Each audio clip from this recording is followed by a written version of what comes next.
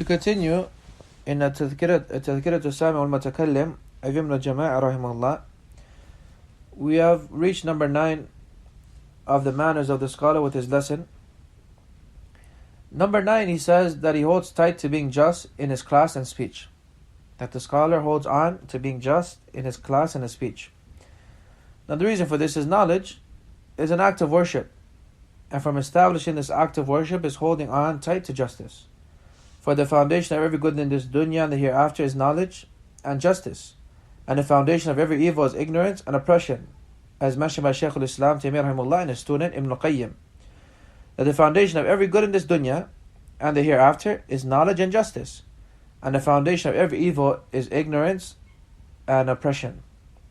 And this is mentioned by Shaykh al-Islam Taymiyyah rahimahullah and mentioned by Shaykh Salih al-Usaymi in his sharh. Then he mentions that he listens to the question from the questioner correctly, even if he is young. For knowledge is not based on age, for a young one may be given knowledge which an elder one has not been given. So he does not become arrogant from hearing it, the question, and deprive one of benefit.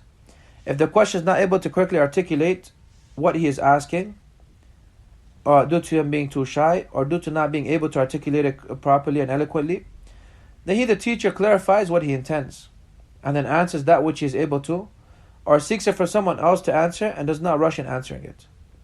Now this point is important that one, when answering a question, does not rush in answering it.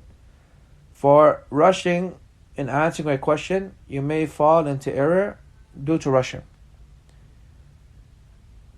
Due to rushing, you may fall into error. As mentioned, العجلة من الشيطان, that rushing is from the shaitan, وتأني من الرحمن, and not rushing is from Ar-Rahman. Now, if he is asked about that which he does not know, he should say, I do not know. From knowledge is to say, I do not know when it comes from some of them. For it comes from some of them, I do not know is half of knowledge. And this statement, that I do not know is half of knowledge, is reported from Ash-Sha'bi rahimahullah. That he rahimahullah, he said, that I do not know is half of knowledge.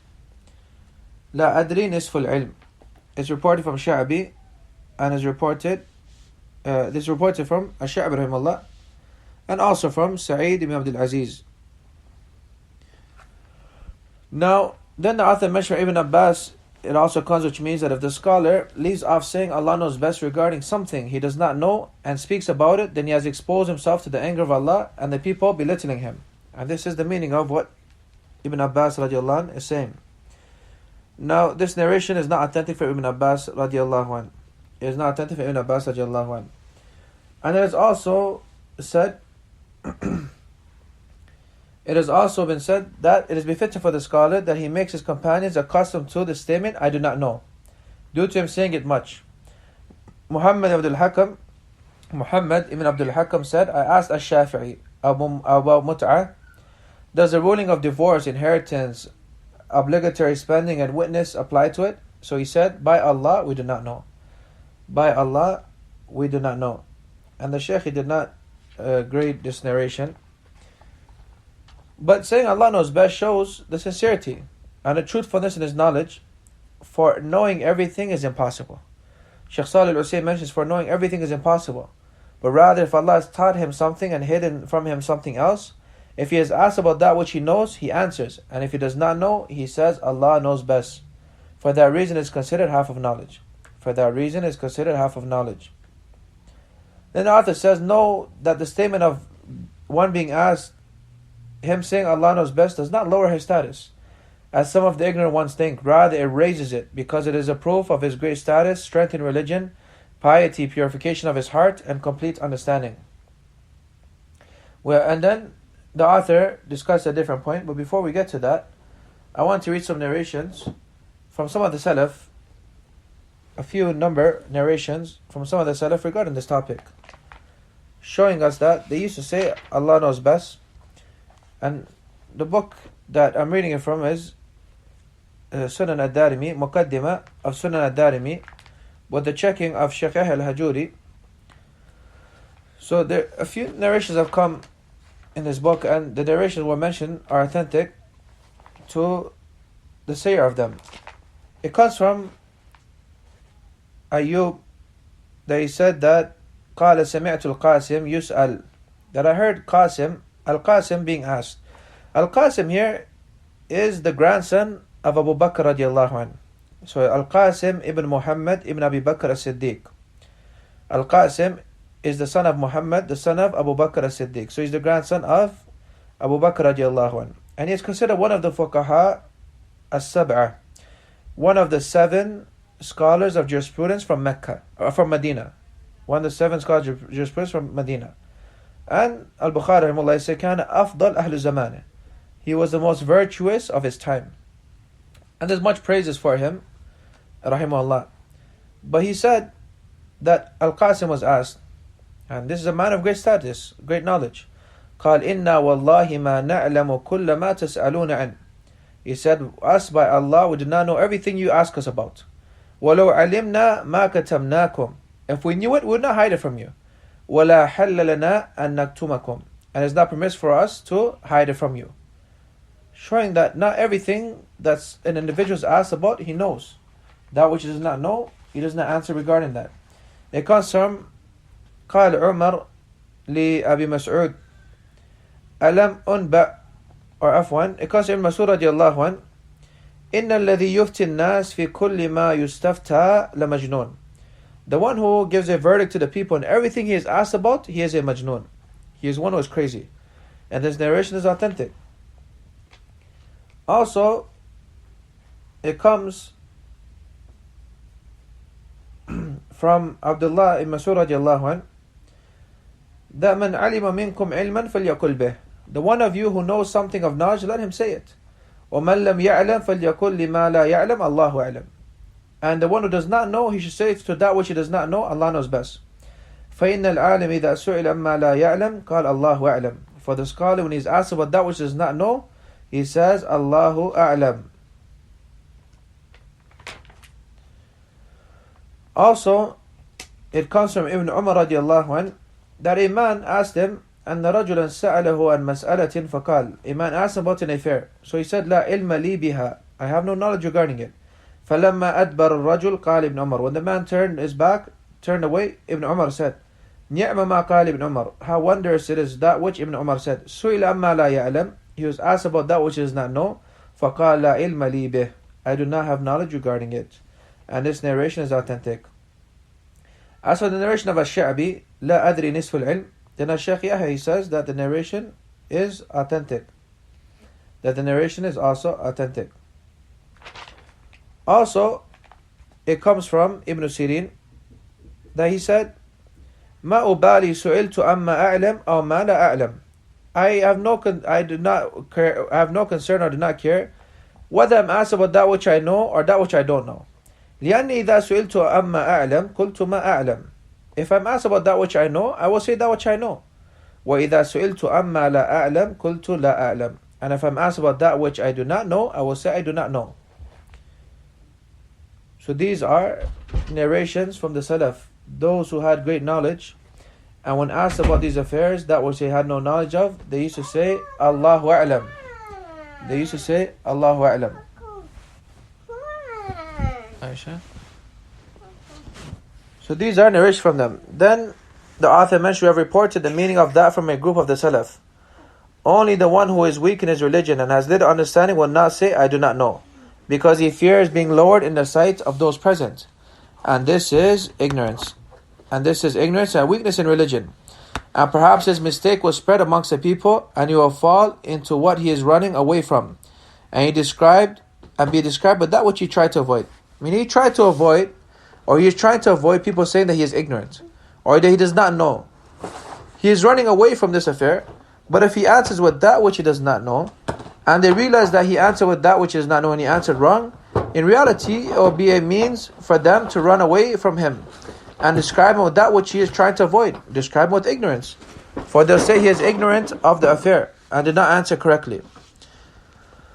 Then he says, Allah has taught the scholars manners with the story of Musa with Khadir, when Musa did not return the knowledge to Allah when asked, is there anyone on earth more knowledgeable than you?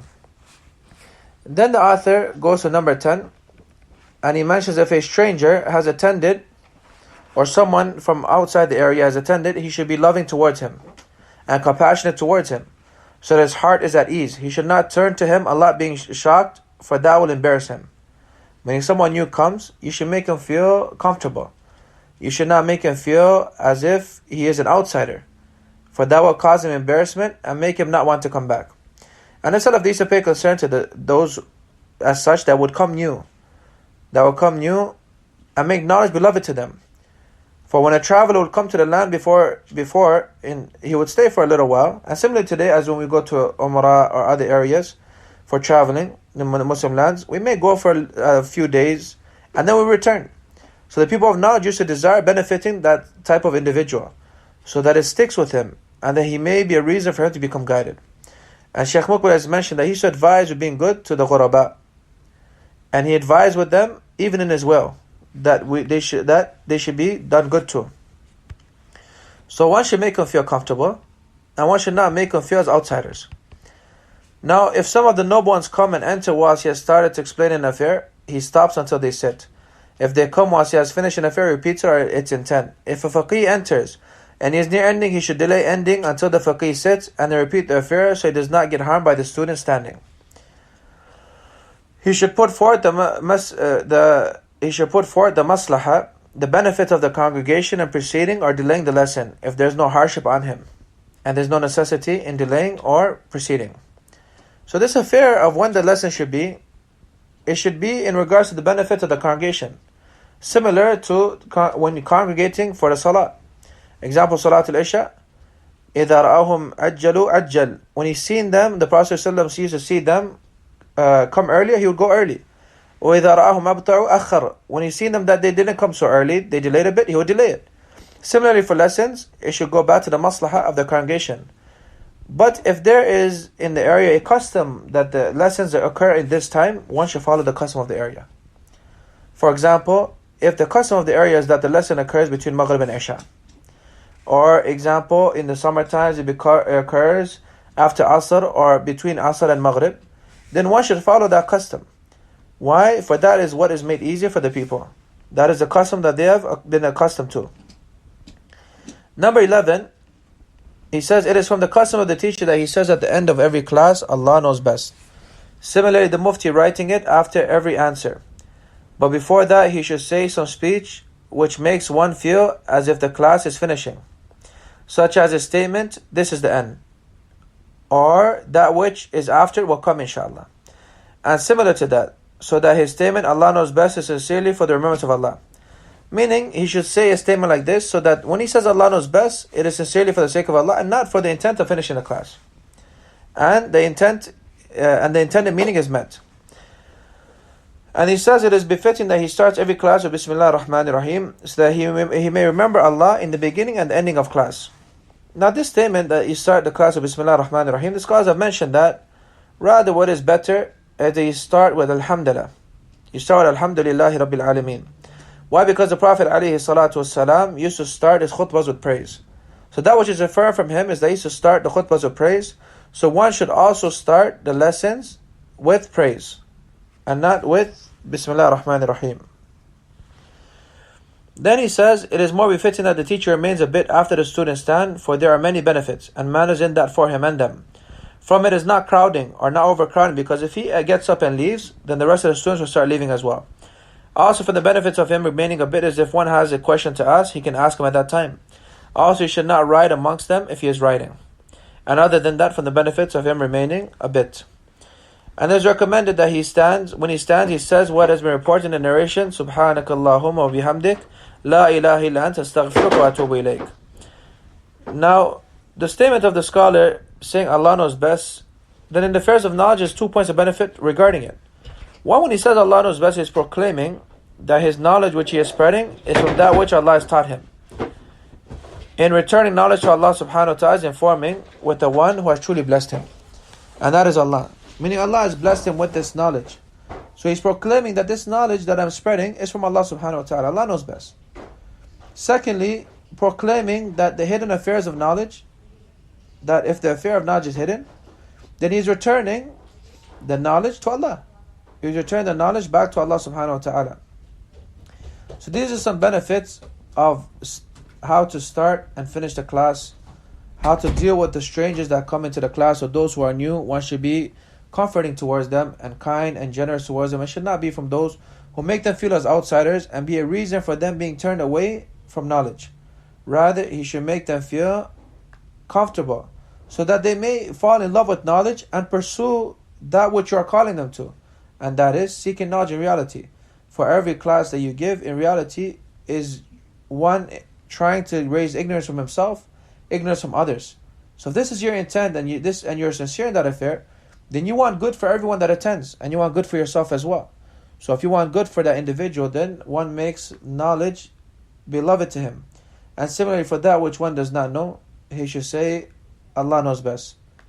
For you find it is a disease nowadays that one answers every question he is asked regarding, even if he does not know the answer to it.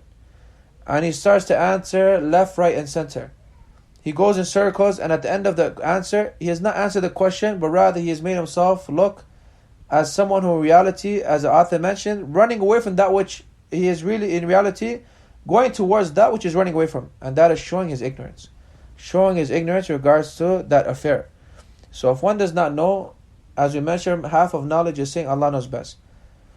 And a benefit of why they say that half of knowledge is saying Allah knows best, it comes in that narration of Ash-Sha'bi rahimahullah, or afwan, the narration which we mentioned earlier, if I can find it.